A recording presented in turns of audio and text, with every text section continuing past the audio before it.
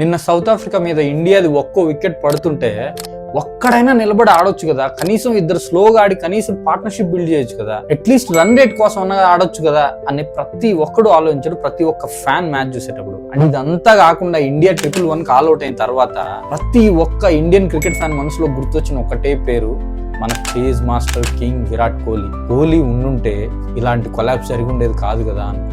ఎందుకంటే ఇదే విధంగా 2024 వరల్డ్ కప్ ఫైనల్లో 34కే 3 వికెట్లు పడున్నప్పుడు వచ్చి ఒక సైడ్ వికెట్స్ ఆపి స్కోర్ చేశారు. సో అలాంటి ఒక బ్యాట్స్మెన్, అలాంటి ఒక చేజ్ మాస్టర్ కోహ్లీని మనం మిస్ అయ్యాం. ఇది నా ఒపీనియన్ కాదు, కొన్ని కోట్ల మంది ఇండియన్ క్రికెట్ ఫ్యాన్స్ అభిమానుల ఒపీనియన్ కాదంటారా? కానీ ఆ మూమెంట్ లో విరాట్ కోహ్లీ ఇన్నింగ్ చాలా స్లో అని, స్ట్రైక్ రేట్ చాలా తక్కువ ఉందని చాలా మంది ట్రోల్ చేశారు దాన్ని. ఈవెన్ మనం వరల్డ్ కప్ గెలిచినప్పటికీ ఇప్పటికి కూడా still yesterday Virat Kohli innings troll చేసే వాళ్ళు చాలా మంది ఉన్నారు. వాళ్ళందరికీ ఇది ఒక లెసన్ అనే తెలియాలి. ఎందుకంటే ఇటువంటి ఇన్నింగ్స్ యూజ్ ఏంటి, ఆ రోజు 150, 160 కూడా ఒక మంచి స్కోర్ అయింది, ఇండియా వరల్డ్ కప్ గెలిచింది. సో ఒకసారి ఆ ఇన్నింగ్స్ ని గుర్తు తెచ్చుకుంటూ కోహ్లీ లాంటి బ్యాట్స్మెన్ మనం ఎలా మిస్ అవుతున్నాం అనే దాని గురించి డిస్కస్ చేసుకుందాం. Let's get into the video.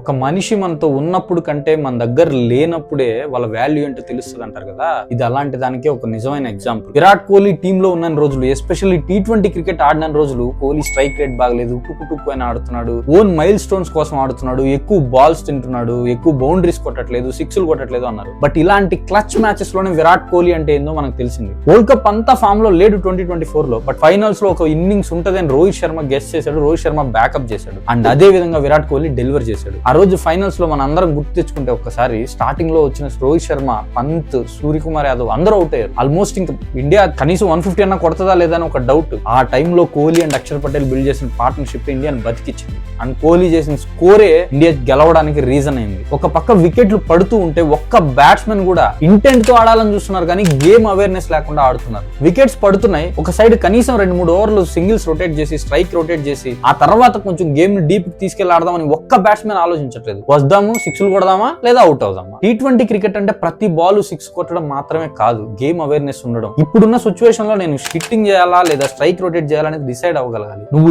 ఎప్పుడు ఐకానిక్ ప్లేయర్ అవుతావు, ఎప్పుడు ఒక లెజెండ్ గా కన్వర్ట్ అవుతావు అంటే ఓన్లీ 6లు కొట్టినంత మాత్రాన, రికార్డ్స్ క్రియేట్ చేసినంత మాత్రాన కాదు. గేమ్ అవేర్నెస్ తో ఎలాంటి మూమెంట్ లో ఎలా ఆడాలని తెలుసుకున్నప్పుడు నీకు ఆ రేంజ్ మెచ్యూరిటీ వస్తుంది, ఆ రేంజ్ క్రేజ్ వస్తుంది, ఎక్కువ కాలం టీమ్ తో ఉండగలరు. సో ఇప్పుడున్న బ్యాట్స్మెన్ ఎవరి దగ్గర అది కనిపించలేదు. ఈవెన్ మన కెప్టెన్ సూర్యకుమార్ యాదవ్ దగ్గర కూడా నిన్నున్న క్లచ్ మూమెంట్ లో అట్లీస్ట్ మ్యాచ్ గెలవకపోయినా డీప్ గా తీసుకెళ్దాం, లాస్ట్ మూమెంట్ వరకు తీసుకెళ్దాం, గెలిస్తే గెలుస్తాం, లేకపోతే అట్లీస్ట్ రన్ రేట్ కవర్ అయింది కదా. ఇప్పుడు రన్ రేట్ -3.8 కెళ్ళింది, కనీసం సెమీస్ కెళ్ళే అవకాశాలు కూడా లేవు. అండ్ ఇప్పుడు మనం సెమీస్ కెళ్ళాలంటే వాళ్ళు గెలవాలి, వీళ్ళు ఓడిపోవాలనే క్యాలిక్యులేషన్స్ చేస్తాం. And one of the favourites అనుకున్న మనం ఈ రోజు సెమీఫైనల్స్ కూడా వెళ్తాం లేదని డౌట్ఫుల్ గా. అండ్ ఇలాంటి మూమెంట్స్ లోనే మన లెజెండ్ ప్లేయర్స్ రోహిత్ శర్మ గానీ, విరాట్ కోహ్లీ గానీ ఖచ్చితంగా మిస్ అవుతాం. బిహాఫ్ ఆఫ్ ఆల్ నేను చెప్పాలనుకున్న విరాట్ కోహ్లీ సారీ, బికాస్ ఆ రోజు విరాట్ కోహ్లీ అండ్ ఇన్నింగ్స్ విలువ ఆ రోజు మనకు తెలియకపోయినా ఈ రోజు తెలిసి వచ్చింది. And hats off to Virat Kohli. And thank you so much Kohli. Number 3లో ఎన్నోసార్లు కొలాప్స్ ఆపి మ్యాచ్ ని 1 సైడెడ్ గా గెలిపించినందుకు. అండ్ నిన్ను ట్రోల్ చేసిన ప్రతి ఒక్కరు కనీసం ఈ రోజు నుంచి అయినా నీ మీద రెస్పెక్ట్ పెంచుకున్నారని నేను ఎక్స్పెక్ట్ చేస్తున్నాను. మీరు కానీ కోహ్లీ ఫ్యాన్ అయి ఉంటే